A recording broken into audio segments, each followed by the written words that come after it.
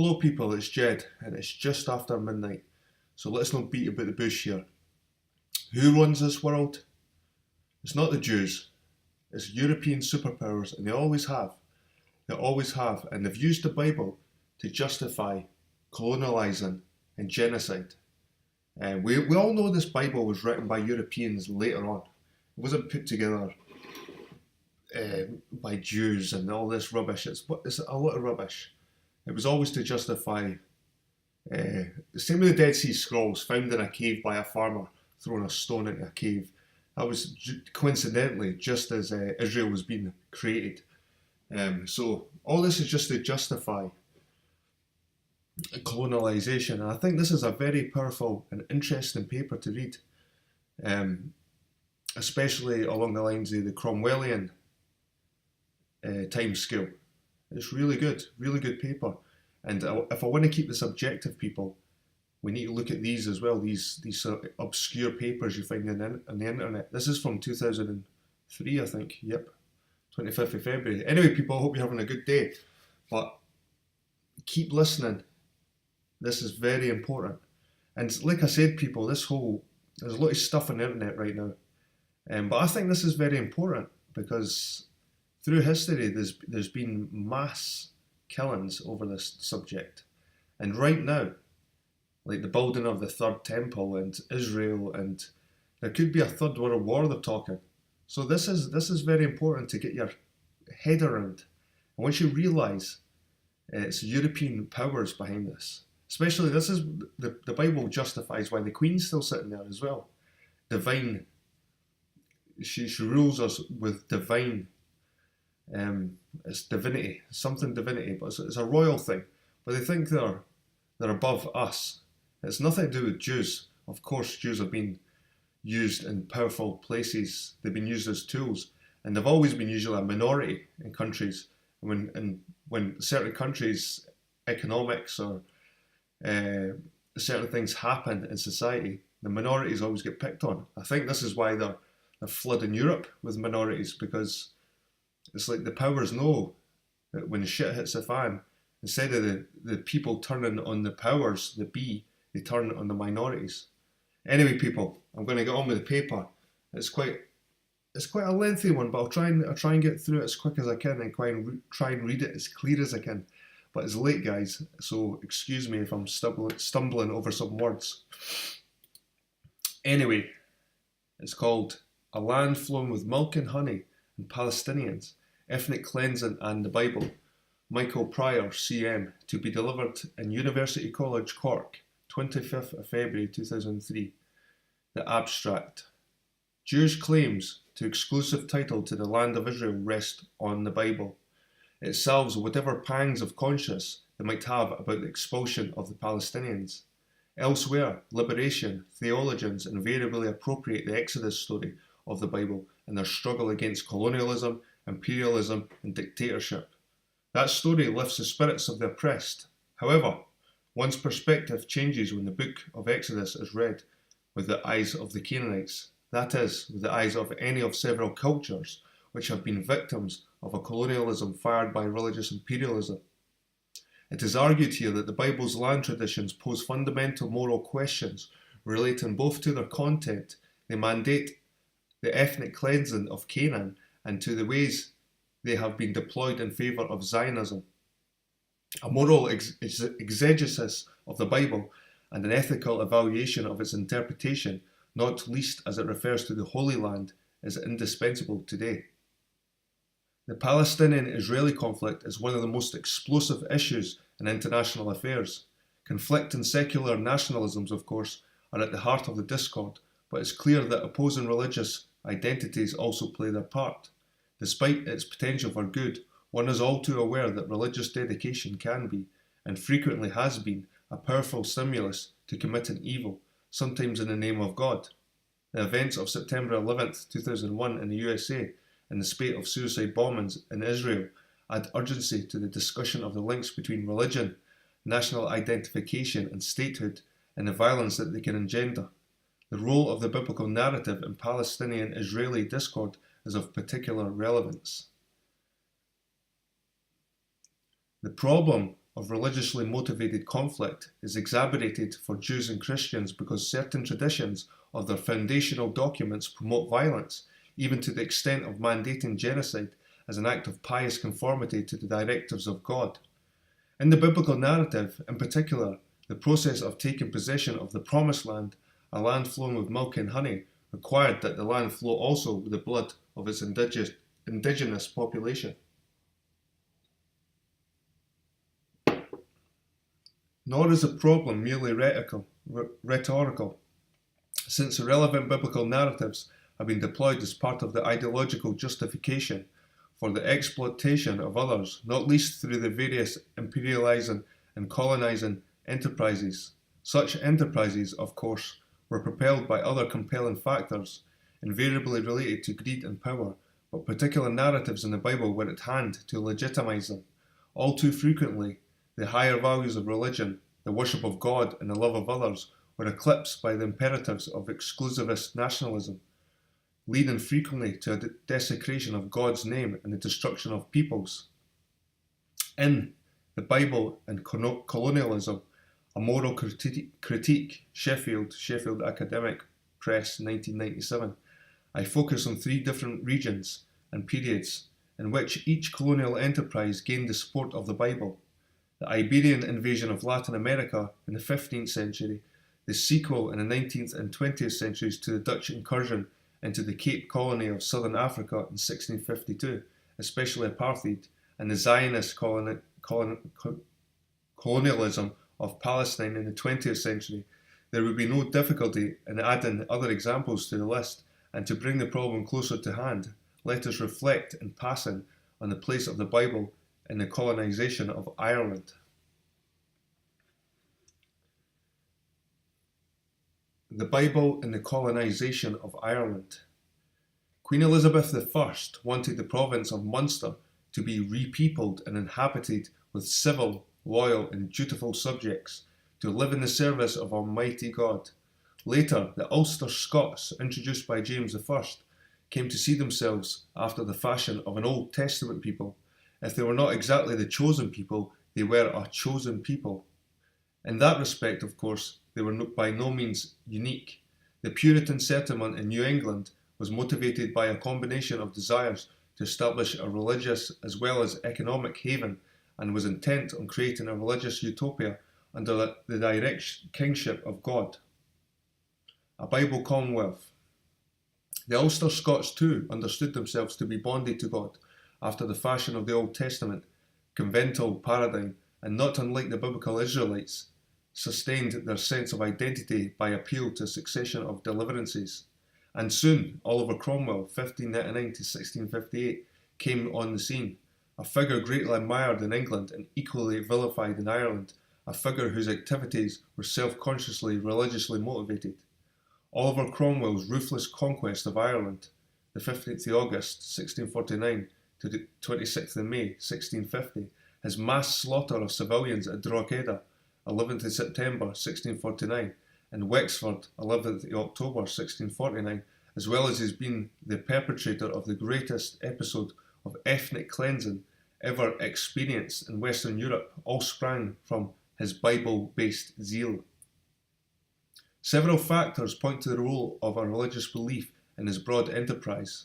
John Morrell, Professor of British and Irish History at Selwyn College, Cambridge, who is researching into the religious psychology of Oliver Cromwell and writing a book on Cromwell's use of the Bible, comments, Cromwell's public and private letters are a chronicle of his introspective search for the connection between God's actions and the history of his first chosen people, the people of Israel, and of his new chosen people, the people of England. After his dissolution of the Long Parliament in April 1653 and refusing to take power himself, Cromwell appointed 140 men who had the root of the matter in them, who were men who knew the Lord and represented the various forms of godliness in this nation, appointing them as a constituent assembly with a brief to work out a long-term constitutional framework for all fit to be called to the responsibilities of Christian liberty. After much bickering among the 140, Cromwell agreed to the head of state, but not king, although he was one in all but name. What is particular interest here is the influence of the Bible on Cromwell's perceptions and enterprise, whereas we cannot prove that he ever read, beyond his years at school and his 1 year at Cambridge University, a single book other than the Bible. He knew the Bible by heart and quoted from memory from the Geneva and the King James translations. His writings reveal Cromwell to be an enthusiastic, if not indeed a fanatical Calvinist, driven by providence, who sought to create a world free of tyranny. He upon whom power had been thrust had a strong sense of being propelled by God into leading his people towards a promised land, without knowing precisely what the promised land would look like. He dreamed of turning the nation from the things of flesh to the things of the spirit, by appeal to Christian values rather than persecution. Yet, since corrupted institutions could never advance the will of God, Cromwell saw himself charged with the call of overthrowing tyranny and pride. If he was the one called to be the human instrument of God's wrath, so be it. While excelling as an army commander, Cromwell found the ambiguities of the political process frustrating. Yet, while he longed to keep a flock of sheep under a woodside, emulating Gideon, who led the armies of Israel and then returned to his farm, God would not release him from his service. Not a great deal is known of Cromwell's years of provincial obscurity, 1599 to 1641, that preceded those of high-profile actions, 1641 to 58. There is nothing extant concerning his first 30 years, but after that there is much on his profound personal and spiritual crisis. On the basis of one of only 5 of his extant letters before 1640, that to Mr. Story, dated 11th of January 1636, as subsequent detective work, John Morrell argues convincingly that Cromwell's move in 1630 from Huntingdon, where he was born, to St. Ives was religiously motivated. In moving, Cromwell became a tenant of Henry Lawrence, who was to become a lifelong friend and was later to be President of the Council of State when Cromwell became head of state. Cromwell had been dismissed from the minor offices he held in Huntingdon, where he was heavily in debt. On or around that time, he experienced a profound sense of God's promise to him of election. As he put it later, "The Lord will I trust to bring me to this tabernacle, to his resting place. My soul is with the congregation of the firstborn, equals Christ. My body rests in hope." For 10 years in the Fenland, he knew that he had been called by God not only to salvation, but to some great purpose as yet unrevealed. We learn a great deal from the Putney debates, which lasted 14 days from 28th October 1647, about the place of the Bible in the thought world of Cromwell. At that meeting of the General Council of the new model army, Cromwell initially defended the monarchy. The available evidence makes it clear that in the course of its deliberations, which were punctuated by prayer, homilies and testimonies on certain Old Testament texts, Cromwell was being won over to the view that God had withdrawn his support for the anointed Charles I, and might well be inviting the army to be the instrument of his destruction. Morrell notes that Cromwell's speeches on the 1st of November 1647 are important evidence of the development of an unsophisticated political thought, which owed nothing to Aristotle and everything to the Old Testament. The Putney debates secured Cromwell in the judgment that the king would have to be removed from the throne, if not yet convinced that he should be put on trial and put to death. In general, the Bible acted to legitimize the root Cromwell's personal testimonies. For example, his letter to his cousin, Elizabeth St. John, given an account of his conversion experience several years later, is a patchwork of biblical quotations. Carlyle, letter 1213, October 1638. Morrell points out that in the letter, Cromwell draws on 8 psalms and 5 epistles, with Philippians 4 occupying the primary position. Paul's, "If here I may honour my God by doing or by suffering, I shall be most glad," was if referring to Cromwell's own divine calling. Later he was to use that phrase in a letter to Fairfax, Carlyle, letter 61, 28th of June 1648. But then it was the people of England who were called by God and who must honour him by their sufferings before they could serve him by their doing. They, in their turn, must experience the desert before entering the promised land, and under himself as the new Moses. The Bible also acted to legitimise Cromwell's intentions in April 1648. The Council of Officers met at Windsor to ponder the future, and the biblical phrase that took root was from Judges 33:33. So ye shall not pollute the land in which ye are, for blood it defileth the land, and the land cannot be cleansed of the blood, if that is shed therein, but by the blood of him that shed it. Charles had shed the innocent blood of his people and must pay with his own life. In Cromwell's presence, the army proclaimed that he would put the king on trial as soon as they were in position to do so. Similarly, Cromwell's speech to the nominated assembly in July 1653 contains an extended meditation on Psalm 68. Let God arise, let his armies be scattered. Let the righteous be glad, let them rejoice before God, let them rejoice exceedingly. In it, he meditates on the history of the Revolution and how God, having overturned the tyrannies of the old English church and state, called him and those who answered his call to build a new, more accountable political system and a new religious order. Morrill notes that by the mid-1650s, it was the figure of Moses, and in particular, the Exodus story of how Moses led the people out of slavery in Egypt across the Red Sea, regicide, into the desert, who inspired Cromwell. It had taken the Israelites 40 years to cross the desert to reach the Promised Land. The English had the same choices. If they failed to learn the responsibilities of freedom, failed to turn from the things of the flesh to the things of the spirit, it might take them that long or longer. They might even choose to trek back to Egypt. But if they learnt obedience to God, they could inherit it much sooner. He did not mind the regicide did not lead into an immediate Canaan, but he yearned to lead them from the desert to the Promised Land. It was not to be, but in addition to Moses, Cromwell also explored the parallels between his life and those of Joshua and David. It is not without reason, then, that many writers trace English nationalism to the biblical notions of chosen people, exemplified in the writings of Cromwell, Milton, and others.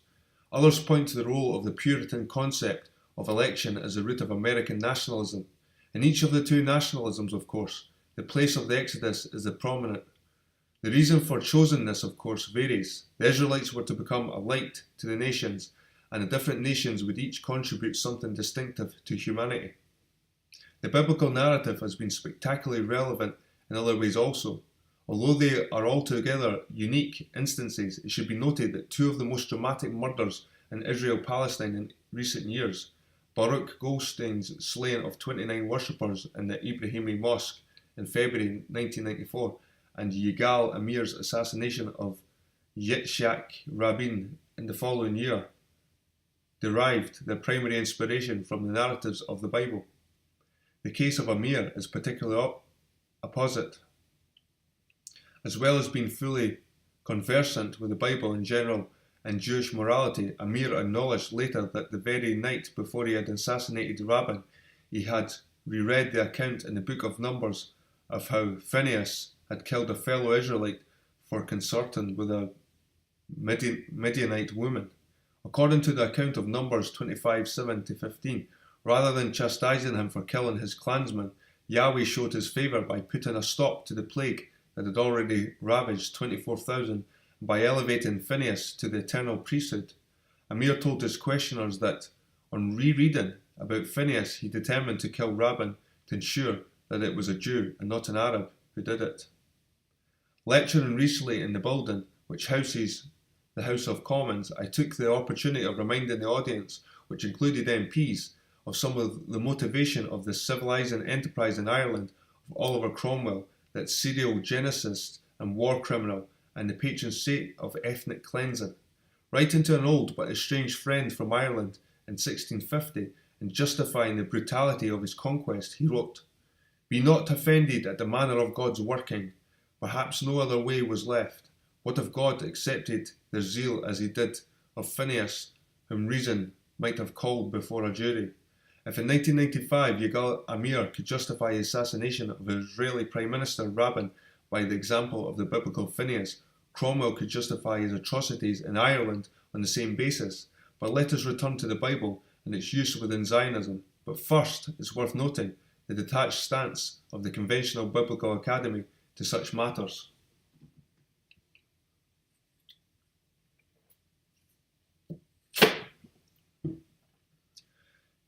The Bible, Colonialism, and the Biblical Academy.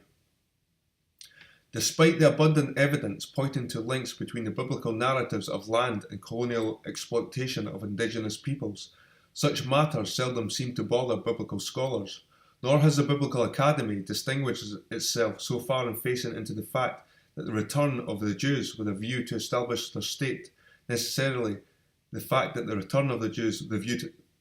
demanded the ethnic cleansing of Palestine's Arab community, a task not only legitimised by the Bible narrative but demanded by it.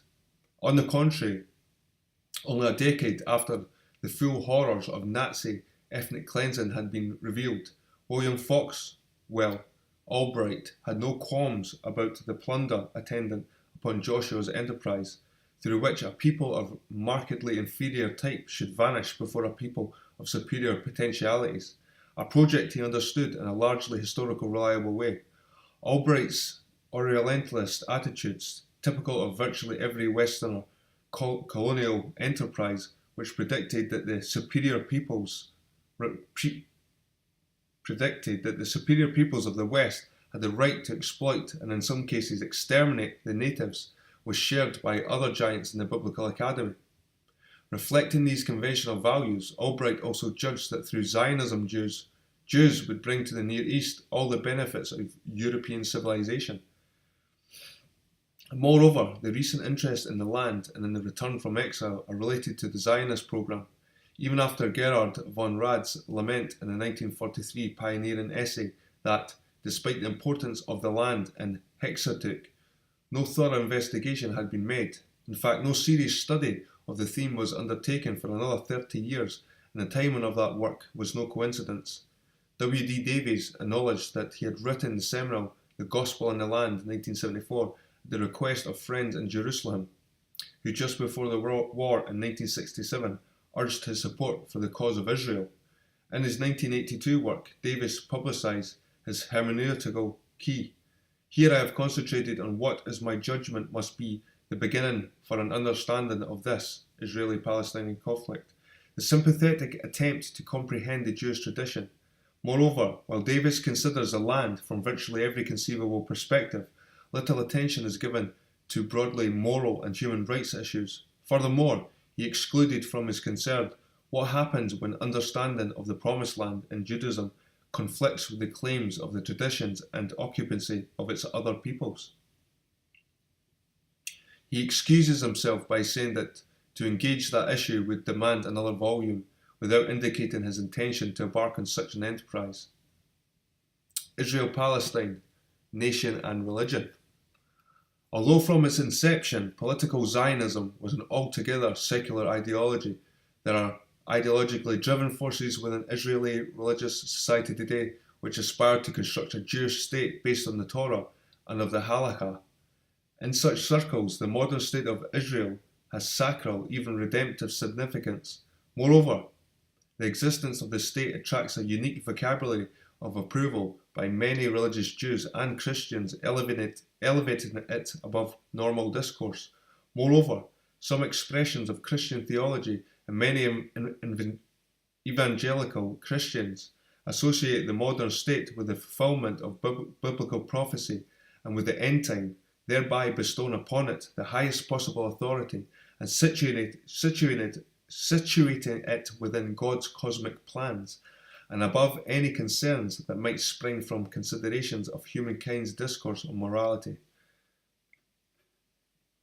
There is, however, a major moral problematic deriving from the establishment of the State of Israel and its comportment since 1948, namely the Nakba catastrophe it brought to the indigenous Arab populations of Palestine. In the process of establishing the Jewish state, Palestine was occupied by a foreign minority and emptied almost entirely of its indigenous Arab peoples and villages. This forcible displacement of an indigenous people from its homeland continues to be supported from abroad, financially, politically, and even theologically. The conquest is hailed by many to be a miraculous act of God and a victory for freedom and civilized values. Concomitantly, every effort is made to ignore, suppress, or even deny the Palestinian Nakba. The moral problematic of the State of Israel is more acute still. There is available now an abundance of Zionist archival evidence demonstrating that the damaging consequences to the indigenous Arab population of Palestine were foreseen as necessary, were systematically planned for, and were executed at the first opportunity in 1948 and in several other ways since, especially in the connection with Israel's victory in June 1967 war that lasted only 6 days, but whose effects perdure to this day. The damage done to the indigenous population then was not accidental or due to the unique pressures of war, but was at the heart of the Zionist enterprise from the beginning. The only viable moral authority justifying such actions is the Hebrew Bible. The Bible, the Jews' sacrosanct title deed to Palestine. It is commonly asserted that the Bible legitimizes the implementation of the Zionist political program. Sometimes the claim is made cynically, as in the assertions of those who profess no belief in God and have no regard for the sacred providence of the Bible. Thus, Israel's first Prime Minister, David Ben-Gurion, asserted that the Bible is the Jews' sacrosanct title deed to Palestine, with a genealogy of 3,500 years. The claim is also made in more subtle and sophisticated ways, as, for example, in the otherwise forward-looking and euconomically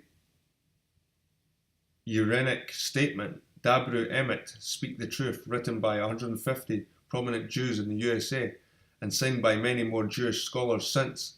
Dabru Emet promotes exclusively Jewish claims to Palestine. Acceptance of such claims has contemporary implications, even though its determination to create a state for Jews would require the expulsion of the indigenous Arab population.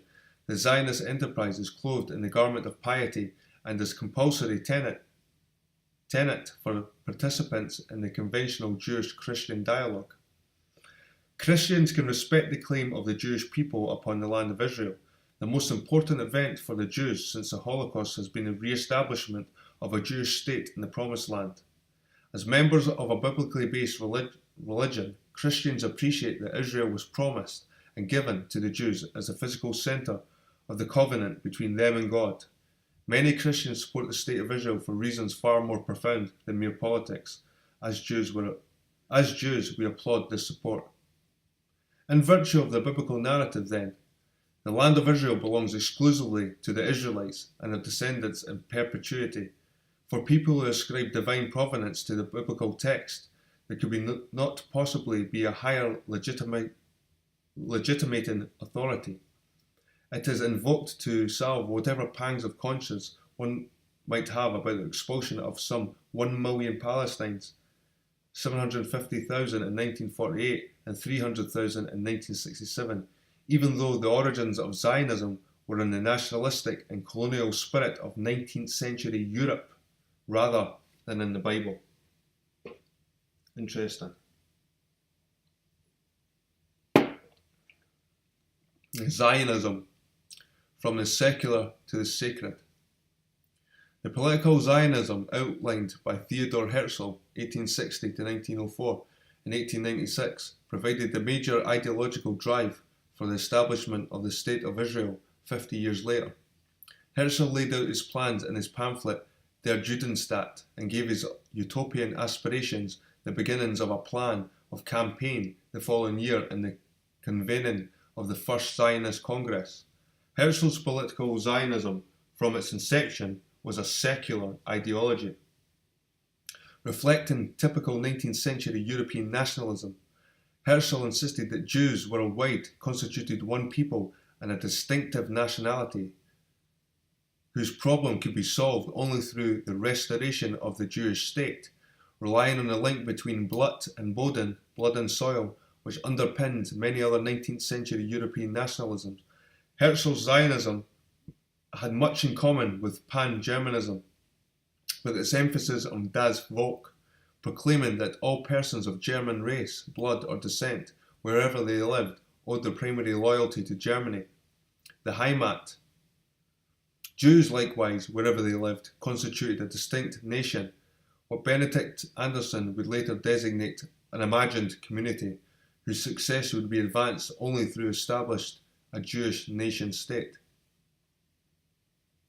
In line with his stereotypical colonialist prejudices, Herzl gave little attention to the impact of his plans on the indigenous people. Notwithstanding, he knew what was needed to establish a state for the Jews in a land already inhabited. An item in the diary entry for 12th of June 1895 signals his plans. Having occupied the land and expropriated the private property, we shall endeavour to expel the poor population across the border unnoticed, procuring employment for it in the transit countries, but denying it any employment in our own country. He added that both the process of expropriation and the removal of the poor must be carried out discreetly and circumspectly. Providing a house to shelter the Jewish nation would also advance the interests of civilization by establishing a cultural station on the shortest road to Asia, a task Jews were ready to undertake as the bearers of culture. Mirroring typical 19th century European colonial attitudes, Herzl presented the proposed state as a portion of the rampart of Europe against Asia, an outpost of civilization opposed to barbarism. He reflected elsewhere also typical European racist superiority, assured that the Grand Duke of Baden that Jews returning to their historic fatherland would do so as representatives of Western civilization, bringing cleanliness, order, and the well-established customs of the Occident to his plague-ridden, blighted corner of the Orient. Furthermore, the modern secular Jewish Commonwealth of Herzl's novel Alt-Neuland, 1902, set in 1923, and for European consumption, was the haven of liberal spirit and a blessing for the natives. To adapt the language of Joseph Conrad, Herzl's Jewish state would be an outpost of progress in the heart of darkness. Despite the fact that Herzl had no sense of Jewish national culture and no inward relationship to Judaism or to his own Jewishness, he was well aware of the potential of appeal to religious sentiment. The notions of chosen people and return to the Promised Land would mobilize Jewish opinion, despite the fact that the leading Zionists were either non-religious, atheists, or agnostics. Thus, Palestine is our ever-memorable historic home, and its very name would attract our people with a force of marvellous potency. Herzl ended his pamphlet by promising that a wondrous generation of Jews will spring into existence. The Maccabeans will rise again. Although not widely acknowledged, the British clergyman William Heckler played a critical role in assisting Herzl's Zionist plans. Already in 1882, Heckler had argued in a pamphlet, Die Wohlverstand Rückkehr den Juden nach Palästina, for the restoration of Jews to their ancestral land and fulfillment of the Hebrew prophets. Soon after publication of Der Judenstaat, he presented himself in Herzl's study in Vienna, promising his help. Relying on his good reputation with the Grand Duke of Baden, he had been a tutor to his children. Heckler arranged Herzl's meeting with him and later in Jerusalem with the Grand Duke's uncle, Kaiser Wilhelm II, as he made clear in a letter to the Grand Duke, 26th of March 1896, in which he also promised to send 3 copies of Herzl's pamphlet. Heckler saw a clear correspondence between Der Judenstaat and the Hebrew prophetic tradition of Jewish restoration. Indeed, in a letter to a colleague in Jerusalem in 1898, he wrote, "We are now entering, thanks to the Zionist movement, into Israel's messianic age. Thus, it is not a matter of these days of opening all the doors of your churches to the Jews, but rather of opening the gates of their homeland and of sustaining them in their work of clearing the land and irrigating it and bringing water to it. All of this in messianic work, all of this breath of the Holy Spirit announces, but first the dry bones must come to life and draw together."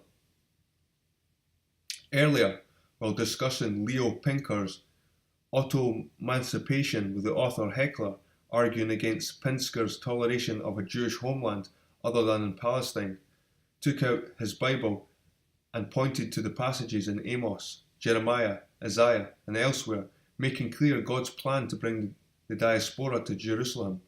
Moreover, Herzl records that on the train returning to Vienna after meeting the Grand Duke of Baden, Heckler unfolded his maps of Palestine and instructed him for hours on end that the northern frontier of the Jewish state should be the mountains facing Cappadocia and the southern, the Suez Canal.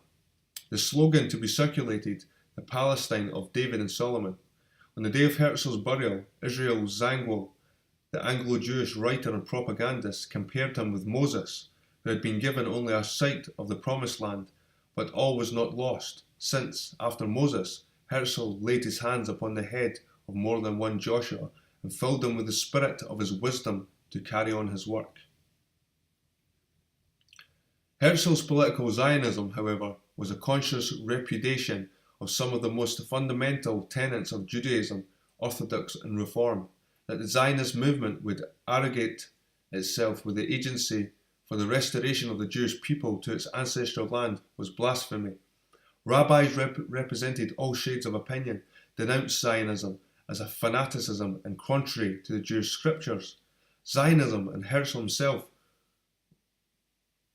were anathema to the most illustrious and influential of Eastern European rabbis, almost as a matter of course, even within the small circles of the Orthodox supporters of Zionism formed into the Mizrahi faction with Herzl's encouragement in 1902. There was the widespread recognition that Zionism was not merely a variant on the Jewish faith, but a very substitute for it. In the West, Herzl's own chief rabbi in Vienna, Moritz Goodman, objected that the Jews were not a nation and that Zionism was incompatible with the teachings of Judaism. Herzl dismissed also the objections of France's Grand Rabbin Zadok Khan. Things here go too well with them to admit thought of a change. The executive committee of the German Rabbinical Council formally and publicly condemned the efforts of the so-called Zionists to create a Jewish national state in Palestine as contrary to Holy Writ. Belgium's Grand Rabbin M.A. Bloch also protested against the First Zionist Congress at Basel, describing its aspirations as far from those of Judaism. Clearly, the predominantly secular Zionist movement was considered to be a rebellion against and a conscious repudiation of classical Judaism and its theological tenet, and with good reason.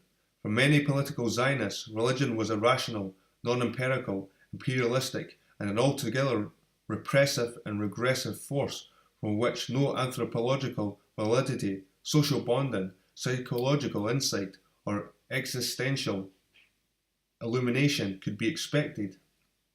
Indeed, in the camp of strident anti-religious secularism, one way to salvation was to escape from the prison of the sacred. Thus, Joseph Chaim Brenner declared, "From the hypnotic spell of the 24 books of the Bible, I have been liberated from some time now."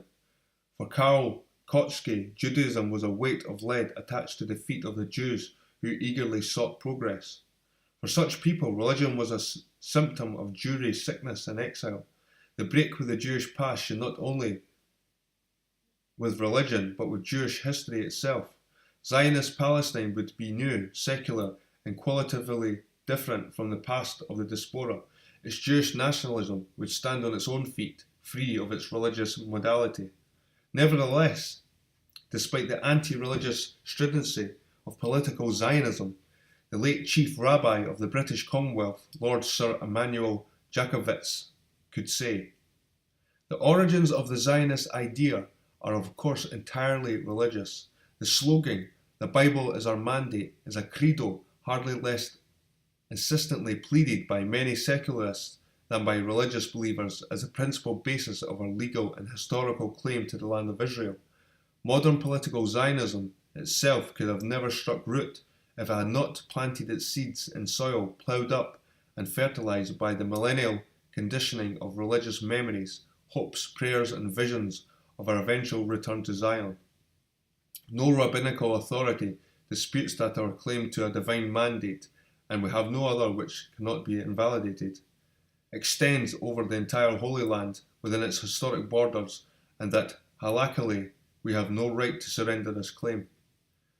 How different this was from the views of Chief Rabbi Herman Adler, who had received Herzl on his first visit to London and had regarded the Basel Congress as an egregious blunder and an absolute mischievous project.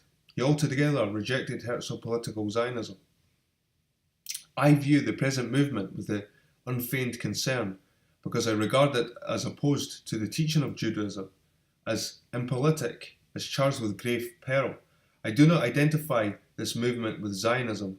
When we refuse our cooperative to the project that has now been formulated, it is not from lack of sympathy, but because we regard it as impracticable, as inoperative, as fraught with peril, as calculated to revive the false charges of incivism and lack of loyalty to our native country or land of our adoption, and finally, as opposed to the teachings of Judaism.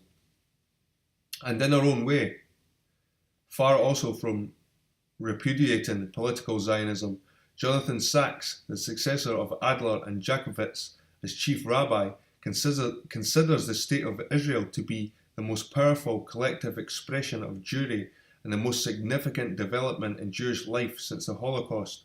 At the service of Israel's 50th anniversary, Sacks portrayed the birth of the state as a coming to the Promised Land in the line of the biblical stories of Abraham and Sarah, Moses, Ezra, and Nehemiah.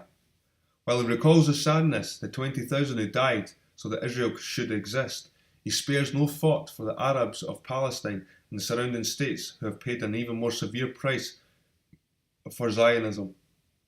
Instead, we learn that the Jewish pioneers created farms and forests out of a barren landscape. He concluded, the very existence of the State of Israel, after nearly 2,000 years of dispersion, testifies to the power of hope sustained by prayer. So tonight, we give thanks to God for the land and the State of Israel, which brought our people from darkness to light, from slavery to freedom, from death to new life.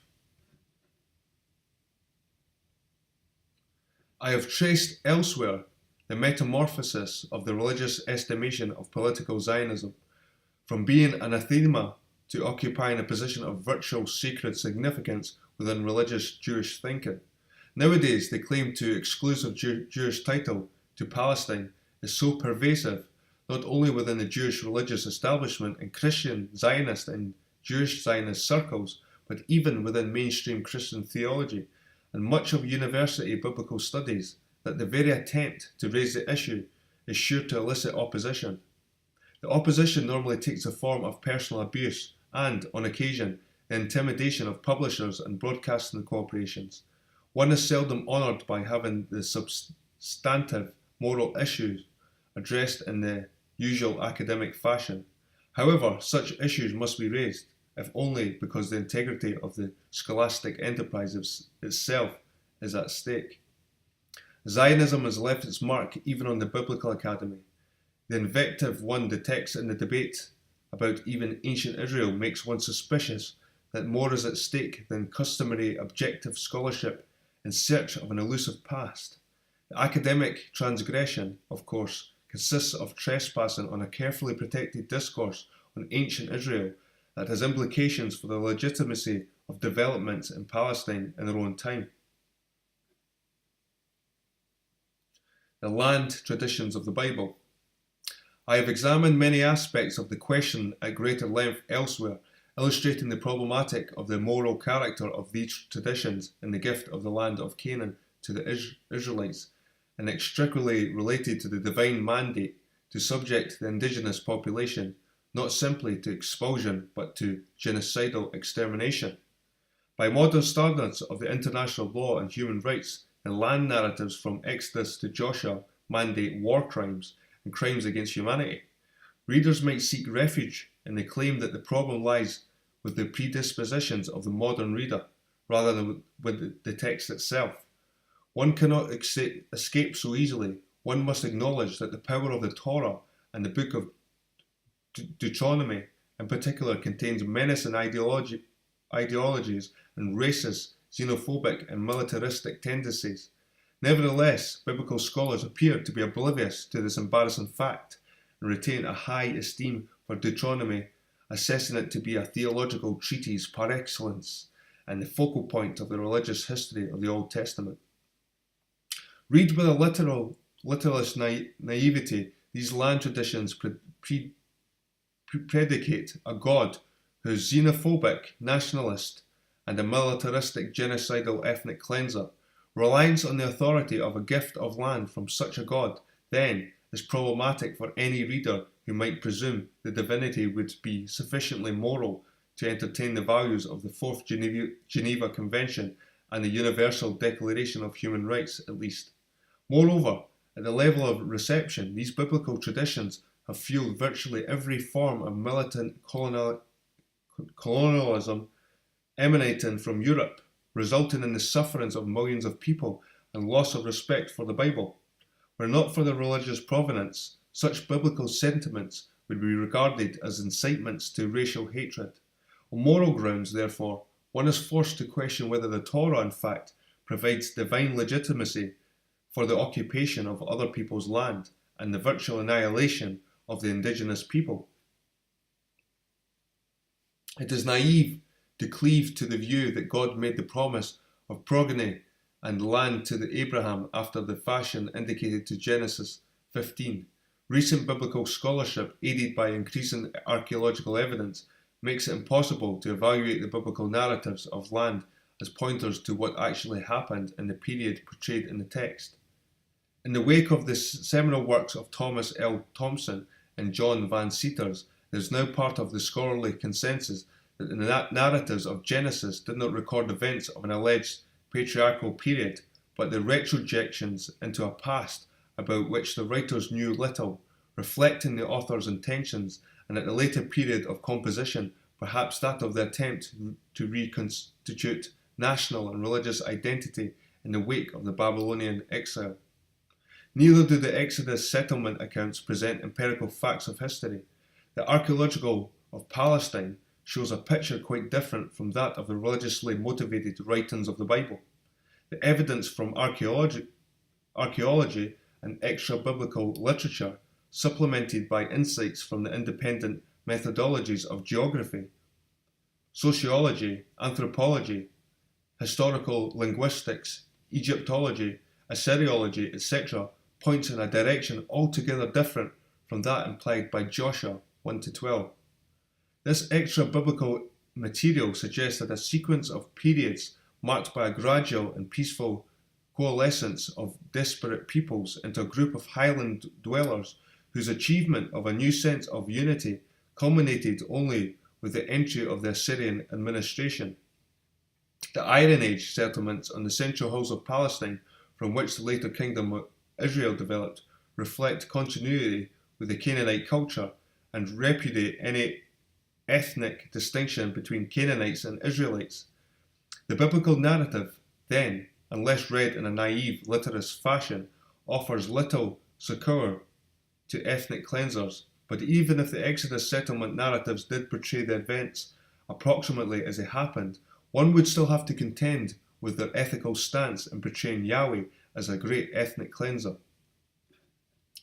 Were the biblical narratives of land acknowledged to belong to the genre of legend rather than history, or to be confined to the realm of mere rhetorical discussion of ancient literature in its various genres, few would object, but when they have vital significance for people's lives and one own's generation, problems arise.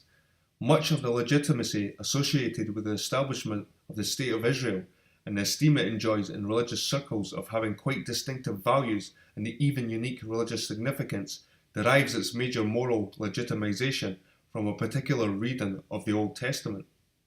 Two important conclusions follow from the biblically based claim of exclusive Israelite Jewish rights to Palestine. Jews, hailing from any part of the globe, who themselves were never displaced from Palestine, have the right of return, a title to settle in the State of Israel, given legal substance in the law of return, which was enacted by the Israeli Knesset on the 5th of July 1950. Without the Bible, such a claim to legitimacy would have no currency in the wider world we're in. For one, a communal right of return operates only when a defined community has been subjected to a recent expulsion, a sine qua non for orderly international behaviour. But, from a moral perspective, there is yet a more problematic element. The Jewish right of return easily translates into the right to expel the indigenous population, an aspiration which was at the core of Zionist enterprise from the beginning. And, since Jews have sole tenure, a claim easily derived from the biblical narrative and approved by the State of Israel, the recently uprooted and expelled Palestinian Arabs have no right of return. So here's the conclusion, people, and if you've lasted this long, well done. But I've scrolled through slowly, so if you think my reading's bad or my pronunciation of words is not that great, you can always mute it and just read through the video at your own speed and just pause it, certain pages. Anyway, let's get on with the conclusion, people. Western sympathy for the Zionist enterprise is striking. Whereas elsewhere, colonizers are subject to opprobrium, the Zionist conquest is widely judged to be a just and appropriate accomplishment, sometimes even enjoying unique religious significance. Thus, normal rules of morality are suspended, and this particular exercise in ethnic cleansing is applauded. The rationale for this derives from literalist interpretations of particular biblical traditions. The Zionist prize is no more than what the Jewish people deserves in virtue of God's promises as outlined in the Bible. Although political Zionism was an assault on Judaism, its colonial policy today has no more ardent supporters than religious Zionists. But even for secular Zionists, Jewish claims to exclusive title to the land of Israel rest on the Bible. It salves whatever pangs of conscience Zionists might have about the foreseen and intended expulsion of the Palestinian Arabs. However, the Bible's land traditions pose fundamental and moral questions relating both to their content. They mandate the ethnic cleanse of Canaan and to the ways they have been deployed in favour of various colonial enterprises. Nevertheless, neither has been sufficient to bother the Biblical Academy to point of critical opposition. One might have hoped that academics would have an ethical responsibility and be accountable to a wider public and view the modern conflict also from the perspective of the victims. This would be analogous to reading the biblical text with the eyes of the Cannanites, with a sensitivity to the moral question of the impact which the Zionist conquest and settlement have had on the indigenous population of Palestine. A moral exegesis of the Bible and an ethical evaluation of its interpretation, not least as it refers to the Holy Land, is indispensable today. Clearly, the biblical land traditions are problematic. After a long period of silence, the need for moral exegesis of the Bible is being recognised by some. Heikki Rainanen, professor of New Testament studies in the University of Helsinki, insisted that a moral evaluation of biblical text and of their interpretation is indispensable today, and applauds my application of a moral critique to the Zionist enterprise. Peter J. Miano, Executive Director of the Society of Biblical Studies, also criticises the Biblical Academy for virtually ignoring the moral dimensions of the biblical text. He suggests that when the values and moral standards of biblical passages go unrecognised, they are susceptible to being misappropriated and misapplied, sometimes with damaging consequences. Taking his cue from my moral critique, Miano proposes a value critique, the deliberate examination of the value system presumed by and expressed in the stories of the Bible. While Elizabeth Schussler Fiorenza calls for an ethics of accountability in biblical studies, she does not rise to the challenge of facing into one of the most blatant issues of the Bible as a charter for oppression and one for which the domestic politics in and foreign policy of the USA have a particular responsibility. Perhaps it is our own social location that prevents her from facing into what is one of the great scandals of the international biblical community, namely its silence on the face of political Zionism's cynical embrace of the biblical narrative as an integral element of the ideological justification for its program. Given the international community's general disdain for ethnic cleansing, it is surprising that even Christians' reflection on the Holy Land has not gone much further than reflect predictable conformity with political realities as they develop. At best, one detects in the attitudes within the churches an adherence to the fallacy of balance. The assumption that in this unique situation of conflict there is an equality of rights, an equality of pain, an equality of sacrifice, etc., as if the rights of the perpetrators of oppression and of its victims were finely balanced. So people, that was a paper by Dr. Michael Pryor. As a senior research fellow and chair of the Holy Land Research Project, St Mary's College, Strawberry Hill, University of Surrey, UK, and editor of Holy Land Studies, a multidisciplinary journal. So people, I hope you enjoyed that, and like I said, you can read through it at your own time, but I just thought it was important to get out there since we're on the subject of the Bible. And powerful paper, people, powerful paper. You'll not find this kind of stuff in Wikipedia. Anyway, people, hope you have a great day, and I will catch you in my next video. Cheers.